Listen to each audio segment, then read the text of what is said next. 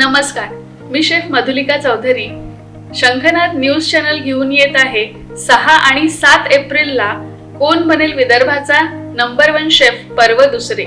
यावेळी विषय आहे मिलेट्स। 6 तारखेला ही कुकिंग कॉम्पिटिशन होणार असून त्यामध्ये 14 अशा पदार्थांची एंट्री असणार आहे। तुम्ही सगळे आपापले पदार्थ तिथे बनवून घेऊन या आणि त्यात जे पण विजेते असतील त्यांना आकर्षक अशी बक्षिसं मिळणार आहेत आणि प्रत्येक सहभागी जो स्पर्धक असेल त्यालाही एक आकर्षक गिफ्ट मिळणार आहे।